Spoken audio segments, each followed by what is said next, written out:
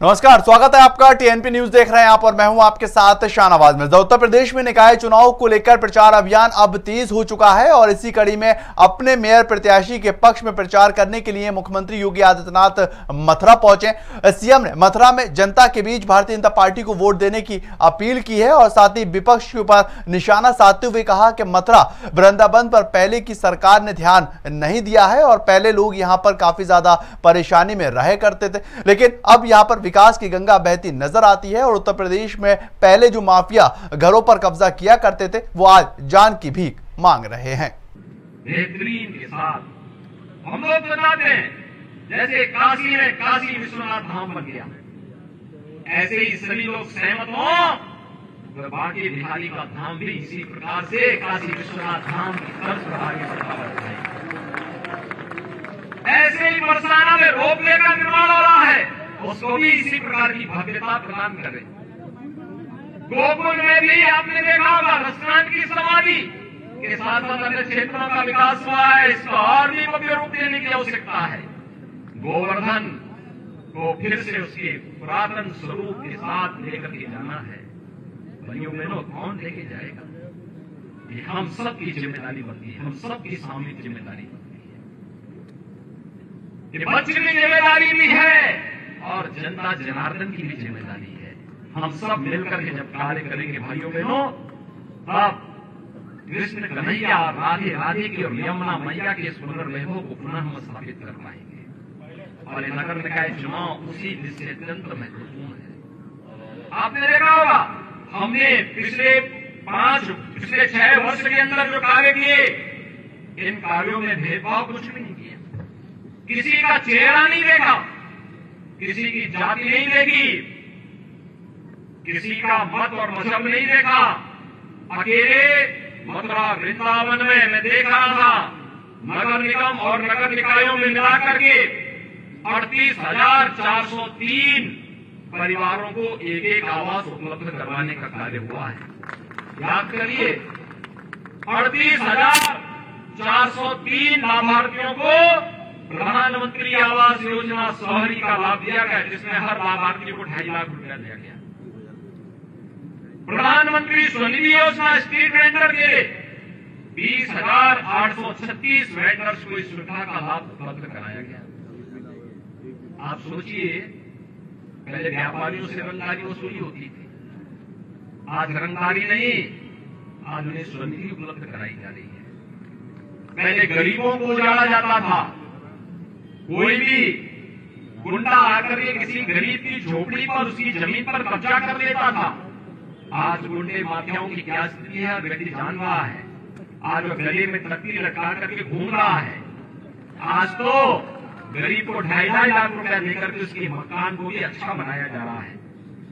निकाय चुनाव अब अपने अंतिम पड़ाव पर पहुंचता हुआ नजर आ रहा है और ऐसे में सियासी पार्टियों के बीच आरोप और प्रत्यारोप का दौर लगातार देखने को मिल रहा है। ताजा मामला रायबरेली का है, जहां पर चुनाव प्रचार के लिए पहुंचे भारतीय जनता पार्टी प्रदेश अध्यक्ष भूपेंद्र चौधरी ने अखिलेश यादव के ऊपर जमकर निशाना साधा। उन्होंने कहा कि अखिलेश यादव के कार्यकाल में कोई भी विकास का कार्य नहीं हुआ और इसी को लेकर विकास लगातार उत्तर प्रदेश से पीछे रह गया और साथ ही प्रत्याशियों के चयन को लेकर भी उन्होंने अखिलेश यादव को अपना कुनबा संभालने की नसीहत दे डाली। नगर निकाय चुनाव है और 2 चरणों में चुनाव होने हैं नगर निकायों के। जो लोग बोल रहे हैं, प्रथम चरण का मतदान 4 मई को होना है, दूसरे चरण का मतदान 11 मई को। भारतीय जनता पार्टी ने सभी नगर निकायों में अपने प्रत्याशी घोषित करके हम लोग चुनाव लड़ रहे हैं। 17 नगर निगम है, 199 नगर पालिकाएं हैं और 544 नगर पंचायत है। अखिलेश जी कंफ्यूज है और विकास के काम उन्हें दिखाई देंगे भी नहीं, क्योंकि उनके समय विकास हुआ नहीं।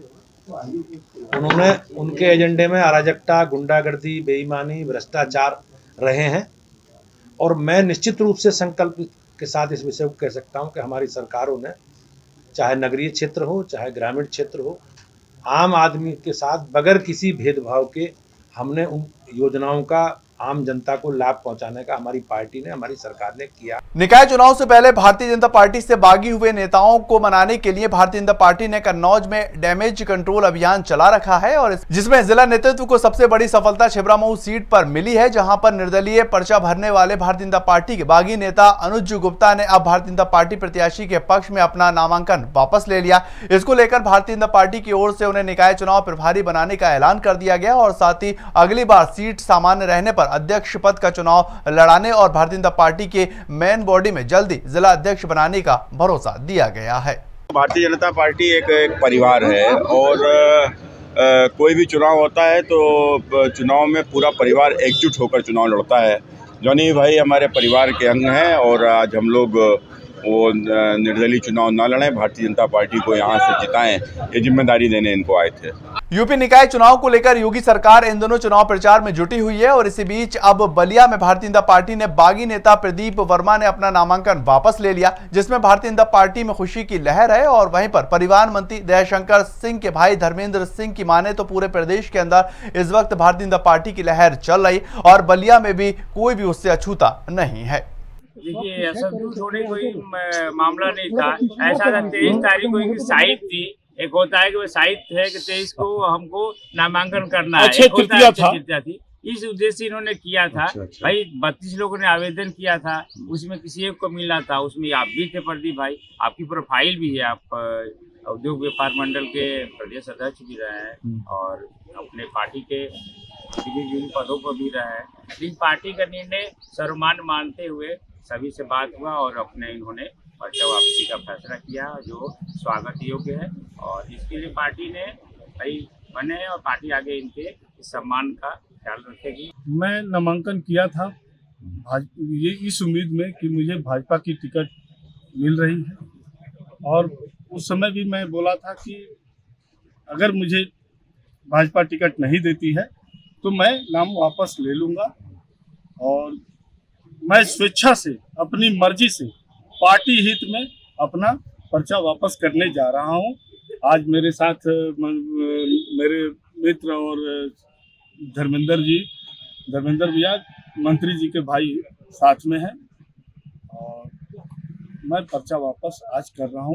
खबर मेरठ से, जहां पर मेरठ में भी नगर निकाय चुनाव के मद्देनजर सभी राजनीतिक दलों ने चुनाव प्रचार करना अब शुरू कर दिया है और इसी कड़ी में बीएसपी की मेयर प्रत्याशी हसमत मलिक ने भी अपनी ही पार्टी के वर्तमान मेयर पर पार्टी बदलने का आरोप लगा दिया। उन्होंने ये कहा है कि ऐसे लोग क्या विकास से करेंगे जो पार्टी बदलते रहते हैं और साथ ही उन्होंने भारतीय जनता पार्टी पर विकास के बदले राजनीति करने का आरोप लगाया है। यही कह के भेजा है, विकास करना है। जितनी भी समस्या वार्डों की है इंशाल्लाह मेयर बनते हैं सब समस्या दूर करेंगे। जितना भी जल भराव है, पानी की दिक्कत है, बिजली की दिक्कत है और तुम्हारे जितने भी इलाके जल भराव के हैं इन समस्या को दूर करनी है। हमें तो एक ही मुद्दा हमारा विकास का। उन्हें पार्टी बदलने से फुर्सत नहीं है, बताओ मुझे, तो उन्हें पार्टी बदलने से फुर्सत नहीं है। तो मतलब वे इस सीट को देख रहे, वे दूसरी सीट पे चाह रहे हैं।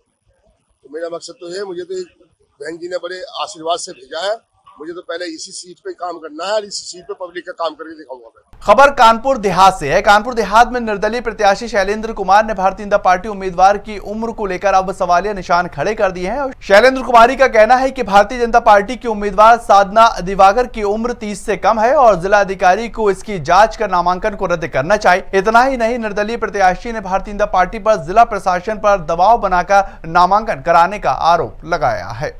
इसमें ये कहना है कि उनकी उम्र 28 साल है, 30 साल से ना कम का नामांकन नहीं हुआ। सत्ता पक्ष ने दबाव बना के उनका नामांकन कराया गया, तो उसको जांच के तभी आगे कार्रवाई करें। ये हमीरपुर के रहने वाली है, हमीरपुर में पढ़ी है, उसके बाद में साधना दिवाकर की वोटर लिस्ट के अनुसार वर्तमान में जो आयु दर्शाई गई है वो 28 वर्ष दर्शाई गई है, जो नगर पंचायत की लिस्ट है, और जो हमारी विधानसभा की लिस्ट है उसमें 27 वर्ष दर्ज है।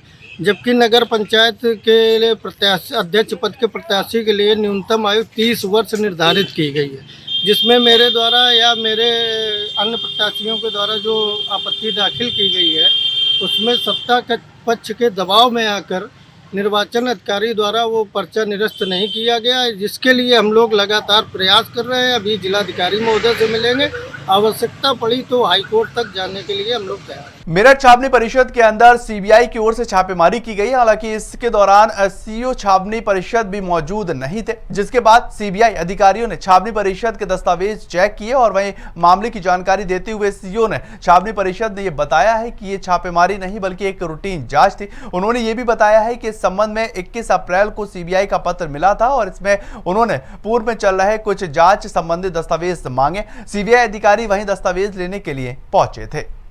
उमेश पाल हत्याकांड के बाद से ही फरार शाइस्ता परवीन की तलाश में अब प्रयागराज पुलिस के साथ साथ डॉग स्क्वाड टीम और ड्रोन से भी सहायता ली जा रही है और ड्रोन की सहायता से गंगा के तटीय इलाकों और कुछ चिन्हित स्थानों पर बारीकी से नजर रखी हुई है। आपको बताएं कि 26 से ज्यादा ठिकानों पर विशेष टीम अपनी नजर बनाए हुए है और साथ ही 100 से ज्यादा नंबरों को सर्विलांस पर लगाया गया है। कानपुर के कपड़ा मार्केट सहित कई जगह हुई आगजनी की घटनाओं के बाद से ही सरकार पूरी तरह से अलर्ट मोड में नजर आ रही है और कलेक्टर परिसर में एनडीआरएफ और एसडीआरएफ के साथ फायर ब्रिगेड के साथ साथ स्वास्थ्य विभाग की टीमों ने आग को लेकर मॉक ड्रिल किया। इस दौरान स्कूल से आए बच्चों और ग्रामीणों की भी उस मॉक ड्रिल को विशेष जानकारियां दी गई और आगजनी के बारे में लोगों को जागरूक किया गया है। देखिए, हमारी जो प्रदेश सरकार है वो निरंतर इस बात के लिए जागरूक करती है कि कोई भी आपदा हो उसका सीधा बचाव होना चाहिए। उसी क्रम में आज हमारे जनपद में एसडीआरएफ और एनडीआरएफ की टीम्स आई हैं और एक मॉक एक्सरसाइज हुई है, मॉक फायर ड्रिल हुई है। और ये जो एक्सरसाइज है ये प्रदेश के 5 जनपदों में एक साथ हो रही है। इसमें कानपुर देहात जनपद भी एक है। कलेक्ट्रेट में आज हम लोग ने एक फायर का सिमुलेशन सीन क्रिएट किया और फिर उसके बाद जो रेस्क्यू टीम थी उसने किस प्रकार से लोगों को बचाया और किस प्रकार से मेडिकल फैसिलिटीज देते हुए एम्बुलेंस के माध्यम से एक इंसिडेंट कमांडर जो हमारे एरिया साहब है उन्होंने रिस्पॉन्ड किया। इसका पूरा एक बृहद डेमोन्स्ट्रेशन था। साथ ही जो बच्चे आए थे उनको सीपीआर की ट्रेनिंग भी हुई है। खबर हमीरपुर से है। हमीरपुर से मंडी सचिव की लापरवाही का एक मामला निकलकर सामने आया है और इसी के बाद प्रशासन में हड़कंप मचता हुआ दिखाई दिया। दरअसल सुमेरपुर क्षेत्र के टेड़ा गांव में काश्तकारों ने गेहूं खरीद के दौरान मंडी सचिव पर काफी गंभीर आरोप लगाए हैं और एक वीडियो भी इसमें अब वायरल होता हुआ नजर आ रहा। वायरल वीडियो में मंडी सचिव का मंडी परिसर के अंदर शराब पीता नजर आ रहा है और आपको बताएं कि स्थानीय किसानों ने मंडी सचिव पर 40 रुपए क्विंटल कमीशन लिए जाने का भी आरोप लगाया है। यहाँ पे गल्ला सड़ रहा है। किसानों का गल्ला जो है नहीं छोटे मोटे किसानों खरीदा जा रहा है, बड़े काश्तकारों गल्ला खरीदा जा रहा है और यहाँ दारू पीते हैं, दारू का अड्डा बनाए हुए, शाम सुबह डेली दारू पी जाती है यहाँ पे और 40% मांगते हैं। किस लिए दिक्कत ये है कि हमारी तौल नहीं हो पा रही गेहूँ की। बरसात की वजह से 2 बार पानी भीग चुका गेहूँ, हम पलटे बहुत पलटे अघा रहे हैं इसको। और ये लोग अपना सचिव हैं और चौहान है, ये लोग अपना दारू पीते हैं खूब, यहीं पे बनवाटे खाते हैं और 40 रुपये कमीशन खाते हैं। जो 40 रुपये 50 रुपये 70 रुपये जो जितना बढ़ के दे देता है उसी के तौल लेते हैं। हमारा गल्ला 1 महीने से पड़ा है और हमारा फरवरी में रजिस्ट्रेशन हो गया था, लास्ट फरवरी में मार्च में, और ये लोग अपनी हरकत से बाज नहीं आ रहे, कह रहे 70 रुपये दो तब तुम्हारा तौलेंगे। चलिए छोटा सा ब्रेक, जल्द हाजिर होते हैं। बने रहे टीएनपी न्यूज के साथ।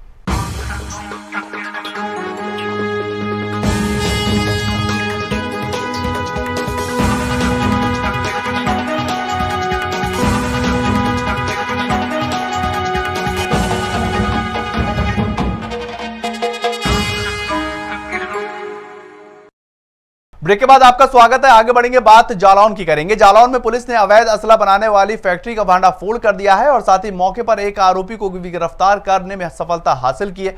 इसके अलावा पुलिस ने मौके से 20 तमंचे और कारतूस बरामद कर लिए हैं और बताया यह भी जा रहा है कि अभियुक्त इन अवैध तमंचों को 6000 रुपए में बेच रहा था। पीलीभीत के गजरौला थाना क्षेत्र में एक युवक पर बाघ ने अचानक हमला कर दिया है और खबरों की माने तो युवक खेत में काम करने के लिए गया हुआ था और इसी बीच पहले से घात लगाकर बैठे बाघ ने उसके ऊपर हमला किया, जिसके बाद शोर सुनकर वहां पहुंचे स्थानीय लोगों ने किसी तरह युवक को बाघ के चुंगल से बचाकर अस्पताल पहुंचाया। फिलहाल युवक की हालत स्थिर बनी हुई है। खबर हरदोई से है। हरदोई के मझेला थाना क्षेत्र के अंदर चोरों ने दुकान का शटर तोड़कर चोरी की घटना को अंजाम दे दिया है और इसका सीसीटीवी फुटेज अब काफी तेजी से वायरल हो रहा है। खबरों की माने तो दुकान से लाखों रुपए की चोरी का मामला बन रहा है और पुलिस सीसीटीवी की मदद से चोरों की पहचान करने में जुटी हुई है। खबर लखीमपुर खीरी के पलिया तहसील से है, जहां पर अचानक 15 फीट लंबे अजगर को देखकर लोग काफी ज्यादा भयभीत हो गए और इस दौरान अजगर के सड़क पार करने तक वाहनों की लंबी कतार वहीं पर रुकी रही। इस बीच कुछ लोगों ने अजगर का वीडियो बनाकर सोशल मीडिया पर पोस्ट किया है, जो काफी तेजी से वायरल हो रहा है। चलिए फिलहाल इस बुलेटिन में इतना ही। ज्यादातर खबरों के लिए आप लगातार बने रहें TNP न्यूज के साथ।